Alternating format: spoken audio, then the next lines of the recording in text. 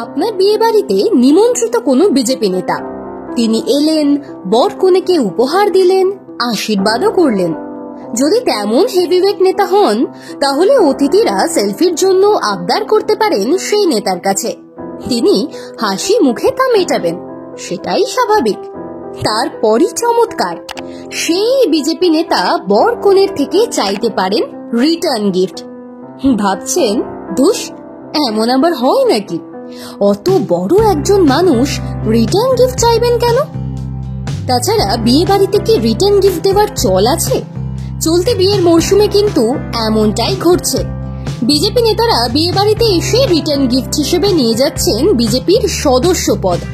সম্প্রতি এমন ঘটনা ঘটিয়েছেন পশ্চিমবঙ্গের বিজেপির নামী নেতা শ্রমিক ভট্টাচার্য।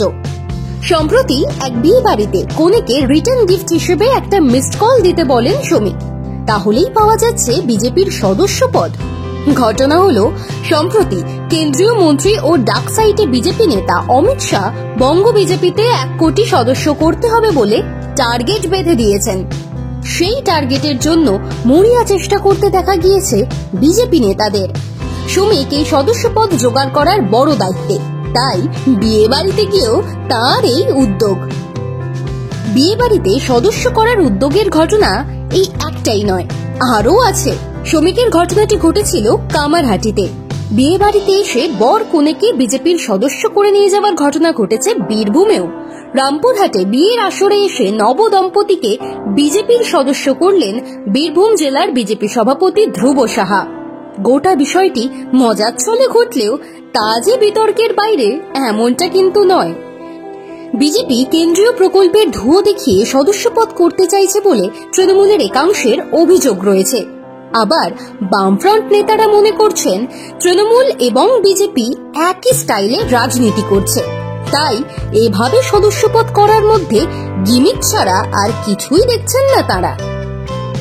অনেক রাজনৈতিক বিশ্লেষক আবার গোটা বিষয়টির মধ্যে দূরদর্শিতার ছাপ দেখতে পাচ্ছেন। তারা মনে করছেন এটা রাজ্যের মানুষের মনে আরো বেশি করে ছাপ ফেলার জন্য বিজেপির এক সুচারু স্ট্র্যাটেজি। রাজনীতির মতো গুরুগম্ভীর বিষয়কে বিয়ের মতো আনন্দ অনুষ্ঠানের সঙ্গে মিশিয়ে দেওয়ার উদ্যোগও অভিনব।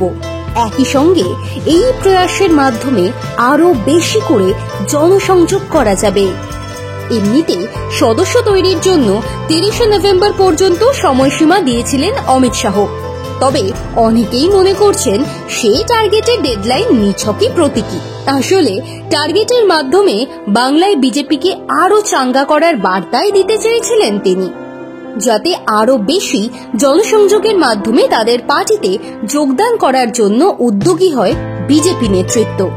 আসল টার্গেট তো 2026-এর বিধানসভা নির্বাচন। এখন কিন্তু ভরা বিয়ের মরশুম। আপনার চেনা বিয়ে বাড়িতে কোনো বিজেপি নেতা আসছেন কি?